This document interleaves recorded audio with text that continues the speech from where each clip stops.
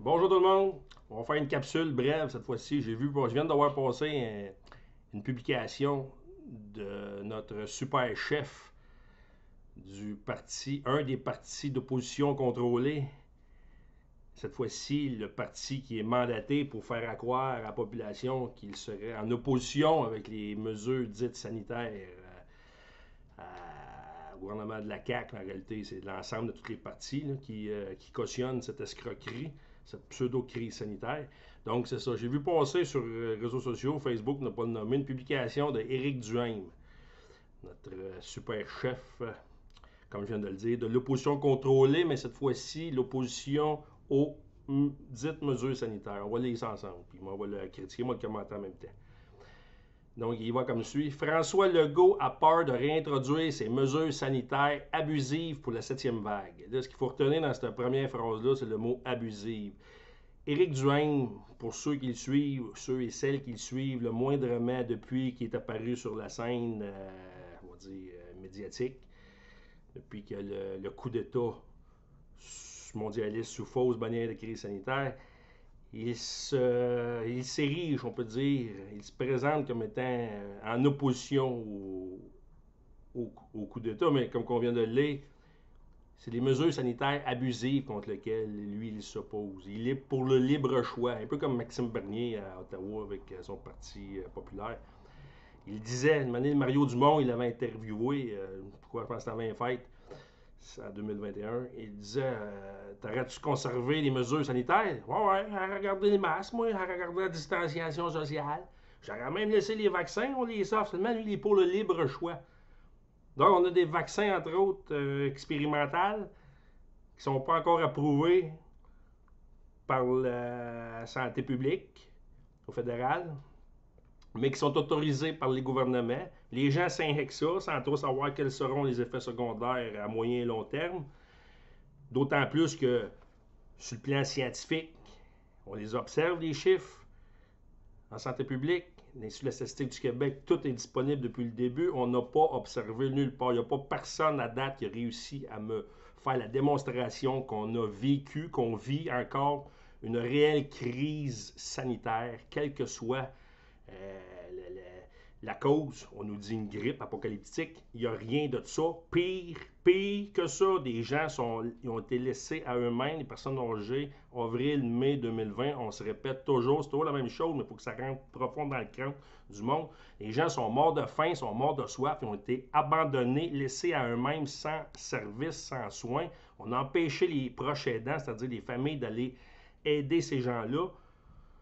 On a fait peur au personnel dans deux régions en particulier, Montréal, Laval, entre autres, pour ne pas les nommer une fois de plus.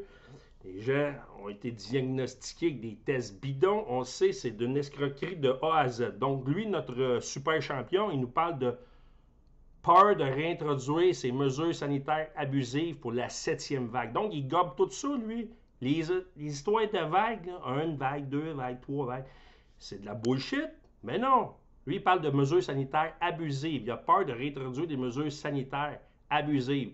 C'est-à-dire que, pour lui, si on lit bien, on enlève le mot abusive, il n'aura pas peur d'abord. C'est-à-dire qu'il est d'accord, il cautionne les mesures sanitaires. C'est-à-dire, qu'est-ce que pour lui, mesures sanitaires abusives? On vient de faire référence possiblement au libre choix dans l'érection des injections expérimentales cachères.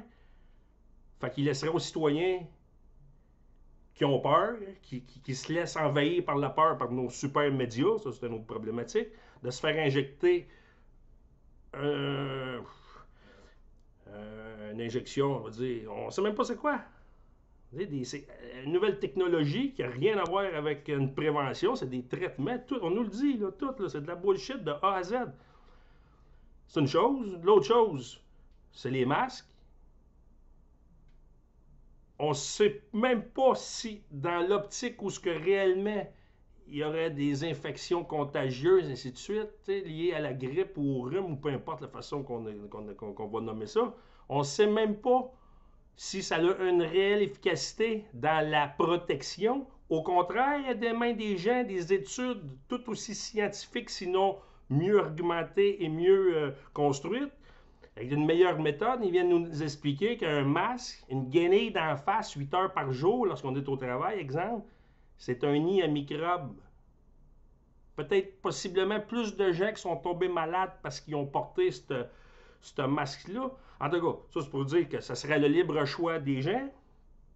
Quelle autre? Les mesures, les 2 mètres de distanciation, la folie en usine, au milieu de travail, en un commerce. Qu'est-ce qu'il y a d'autre? Fermeture de bars, de gyms, de restaurants, de commerce, d'industrie. Donc, pour lui, les mesures sanitaires abusives, on ne sait pas trop quelles seraient. Par contre, il nous a bien dit à Mario Dumont, une entrevue, comme je l'ai dit tantôt, que lui, il aurait conservé le masque, il aurait conservé la distanciation sociale.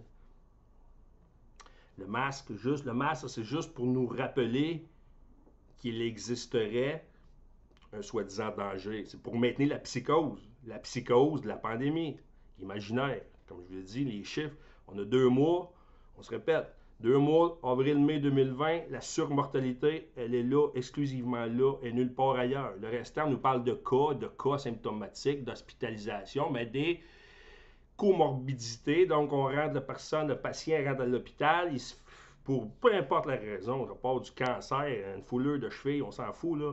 Il rentre à l'hôpital, test, positif, aucun symptôme, pas grave, statistique, on rentre le gars, COVID, il y a des cas. On maintient la panique via les médias. Et puis, on est en pandémie. Donc là, c'est ça. Notre super champion, lui, il cautionne la pandémie. Donc, on va poursuivre, ça passe vite encore. Il sait que ça aurait un effet dévastateur pour la CAQ dans les sondages. C'est clair. Pas besoin d'être un génie pour comprendre ça. Tout le monde avait compris que les mesures sanitaires étaient mises sur pause. Quand je dis mesures sanitaires, on devrait plus dire les mesures liberticides ont été mises sur pause pour la période estivale, avant les élections. Il va y avoir la campagne électorale au mois de septembre. Il n'y en aura pas. Même les médias vont couvrir les politiques. Ils n'arriveront pas. Les médias, on sait que c'est les médias qui avancent l'agenda politique. Lorsque les ministres de la Santé ou le directeur général de la Santé publique, il se faisait questionner, mais là, avec les cas, pourquoi que fermez pas les bars, fermez pas les restaurants? Ben là, on n'a pas le choix, on va fermer les bars 2 jours plus tard. C'est l'opinion publique qui est manipulée, qui est construite par les médias. On avait tout compris à gamique. Donc, comme je viens de vous dire, les médias vont tenir ça mort pour le restant de l'été, pendant la campagne électorale. Ben, attendez-vous qu'après le lendemain de l'élection, peu importe quel parti va former le gouvernement, ça va repartir. Ils nous le disent. Pour l'instant, il n'y a pas de mesures sanitaires, mais on va poursuivre la fameuse publication. C'est une excellente nouvelle qu'on n'ait aucune mesure sanitaire abusive. Encore là, abusive, ça veut dire qu'ils cautionnent les mesures sanitaires, mais pas abusives. Et que le gouvernement Legault comprenne enfin qu'il faut vivre avec le virus. C'est que, ça on va y revenir, mais l'histoire de la virologie, là, c'est suspect. Plus que je creuse le sujet, plus je m'aperçois que ça fait peut-être plus que 2 ans qu'on fait rire de nous. Il y a beaucoup de zones d'ombre dans cette science-là. Hein? La biologie, microbiologie, virologie, l'Institut Pasteur dans les années 50, André Lukoff, si j'ai une mémoire, si j'ai bonne mémoire, un talmudiste, hein? un apôtre de la synagogue, qui met de l'avant la nouvelle théorie virologique. Et les vaccins, ça commence les vaccins, les années 50, fin 50, début 60. C'est ça. Fait que, moi, là, la troisième phrase. C'est une excellente nouvelle qu'on n'ait aucune mesure sanitaire abusive. Ouais, c'est ça. Fait que lui, abusive, mesures sanitaires abusives. Fait que lui, il cautionne les mesures sanitaires. Et que le gouvernement Legault comprenne enfin qu'il faut vivre avec le virus, protéger les plus vulnérables et laisser les Québécois prendre leurs propres décisions. Par contre, le gouvernement va acheter des millions de doses, avec un gouvernement conservateur, puis vous ferez ce que vous voudrez avec ça. Il faut maintenir, faut respecter l'agenda 2030. C'est l'OMS qui décide, même pour la partie conservateur. Mais, que vous faites injecter ou pas, on va les acheter, les vaccins. Les injections. Cela étant dit, en agissant complètement différemment à quelques semaines des élections, confirme que la gestion de la crise sanitaire a été ultra politique et l'est encore. Non, ce qu'il ne comprend pas, notre Duhaime, c'est que c'est pas la gestion de la crise sanitaire qui est ultra-politique. C'est que la crise sanitaire en soi, c'est ultra-politique. C'est qu'il n'a pas de crise sanitaire. Il n'a jamais eu de crise sanitaire. Il faut se mettre ça dans la tête. Si notre chef de l'opposition n'est pas capable de s'exprimer en ce sens, il n'est pas capable de faire de nous démontrer qu'il comprend qu'il y a une escroquerie au niveau de la pseudo-crise sanitaire, c'est que c'est pas un gars de l'opposition, c'est qu'il fait partie de la même équipe que les 4 autres partis. Hein? On va leur lire encore la quatrième phrase. Cela étant dit, en agissant complètement différemment quelques semaines des élections, confirme que la gestion de la crise sanitaire a été ultra-politique et l'est encore. Bien, c'est ça. Il faut comprendre, c'est pas la gestion qui est ultra-politique.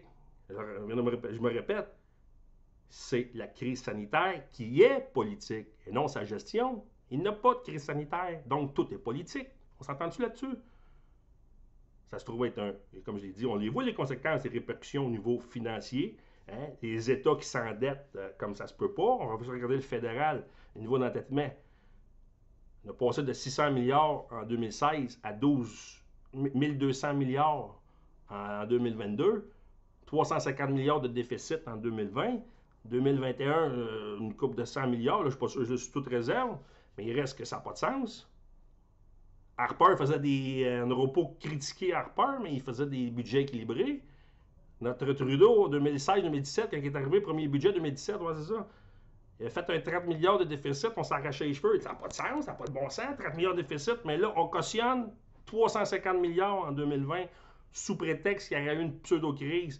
Après ça, le 350 milliards, où ce qui est allé, ce 350 milliards-là, ben, la PCU, puis ainsi de suite, les subventions dans l'économie. Là, on voit les répercussions. L'État s'est endetté comme ça se peut pas. C'est nous, les générations futures, qui vont avoir le fardeau de rembourser ça. Ça, c'est une chose. Deuxième des choses, c'est l'inflation. La monnaie, la valeur de la monnaie, ça vous dévalue de jour en jour. On a vu un article de Michel Giroir. Pour avoir un 100 000, tu places 100 000 à la caisse avec le taux d'inflation qu'on a, puis l'imposition sur les dividendes, ça prend un minimum de 7% de taux de rendement avant impôt pour être capable d'aller chercher, récupérer juste la perte, la dévaluation de la monnaie due à l'inflation. Fait que tout le monde y perd au change. Tout le monde perd au change. À cause de cette pseudo-crise sanitaire-là. Donc, je vous laisse là-dessus, je vous laisse vos réflexions. Je veux dire par là, tant qu'à donner un vote à un parti de clowns, on va le dire comme ça, c'est clairement ça. Juste dans ma circonscription, la candidate du Parti conservateur, c'est une ancienne candidate de Québec solidaire. Elle a revu la lumière. Elle ne comprend pas que la CAQ, son programme, nonobstant le fait qu'ils ne sont pas pour les mesures sanitaires abusives, le reste, c'est un copier-coller du parti de la CAQ. En santé, en éducation, en immigration, peu importe. Regardez le programme du Duhaime, c'est un caquiste. D'ailleurs, la CAQ est issue de l'ancienne ADQ, lequel Mario Duhaime faisait partie.